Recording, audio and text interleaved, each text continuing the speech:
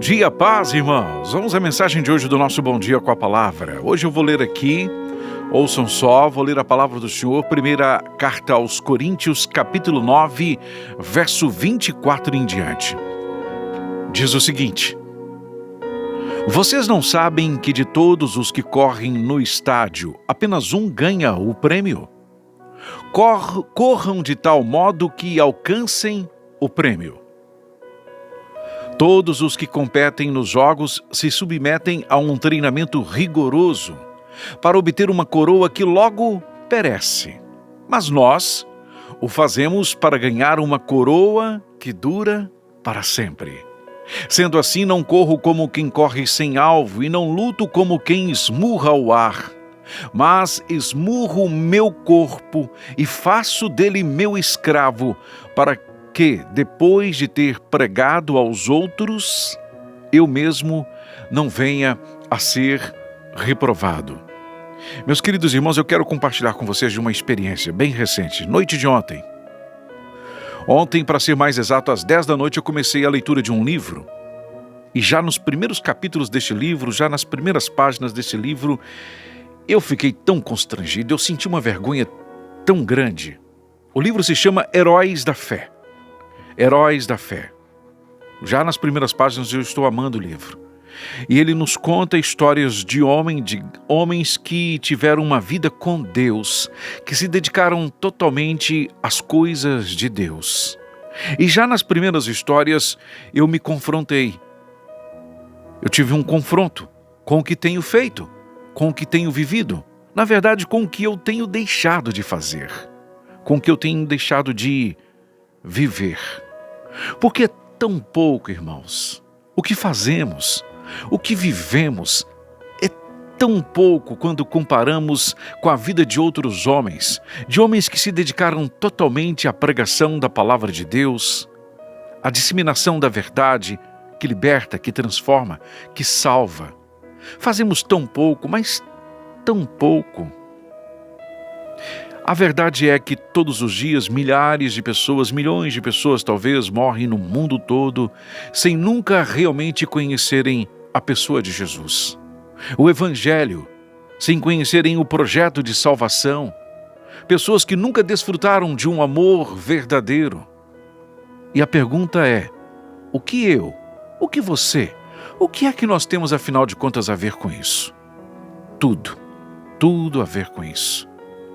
Porque todas as pessoas que estão vivendo longe de Cristo, por desconhecê-lo, por nunca ter ouvido falar dele, por nunca terem compreendido que a verdade está na palavra do Senhor, que a palavra do Senhor é a verdade, e que nós devemos conhecê-la e fazê-la conhecida por outras pessoas, enquanto nós não nos conscientizarmos que cada vez que alguém morre, que alguém se afasta dos caminhos do Senhor, isso é uma responsabilidade nossa também, é uma culpa nossa. Nós precisamos ser apaixonados por vidas transformadas, por salvação de almas. A gente não pode fazer de conta, irmãos, que não temos nada a ver com isso. E o que eu tenho a ver com isso? Tem tudo a ver com isso. Essa não é uma responsabilidade de poucos homens que se dedicam a isso, que dedicam uma vida inteira a esta obra. É uma responsabilidade de todos nós. O ID é para todos nós. Mas não, irmãos, nós estamos sobremaneira ocupados, preocupados com as nossas ambições terrenas, com os nossos desejos terrenos, com a nossa coroa terrena, em vez de nos preocuparmos em fazer aquilo que agrada ao Senhor, a nos entregarmos totalmente à obra do Senhor, a nos envolvermos de verdade, de coração, nos comprometer. Eu amo a Deus, mas e qual é o seu compromisso? Porque quem ama realmente se compromete. Qual é a sua parte de comprometimento nesta grande obra? Qual é a parte que você tem se envolvido?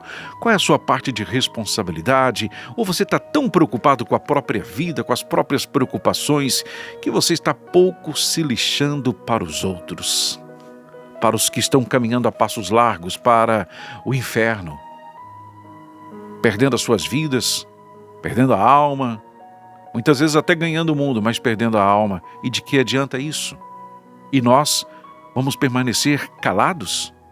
Nós vamos permanecer, quem sabe, indo ao culto uma vez, até 2 vezes por semana, hein? Quem sabe? Nós vamos continuar assim?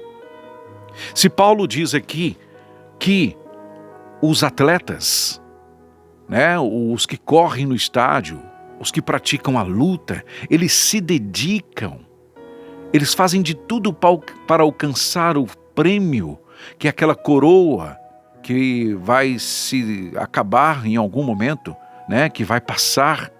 Por que nós não nos dedicamos da mesma maneira? Por que nós não praticamos?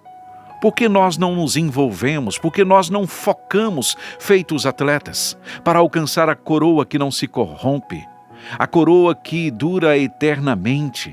Por que nós não fazemos a mesma coisa para ganhar uma coroa que dura para sempre? Enquanto tem gente que se dedica tanto para alcançar coisas que um dia vão se perder, que vão acabar. Os atletas se entregam totalmente ao seu objetivo. Por que nós não nos entregamos totalmente a Deus também?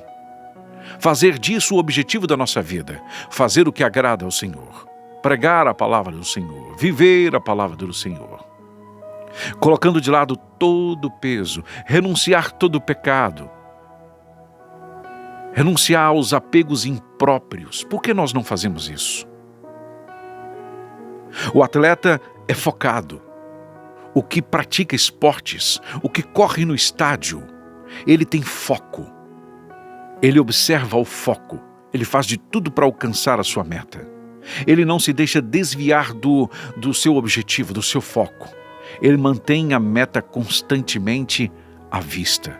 E muitas vezes nós nos desviamos por tão pouco, nós deixamos as coisas de Deus em segundo plano, nós deixamos a vida do outro em segundo plano. Não vou me preocupar com isso, não vou esquentar a cabeça com isso.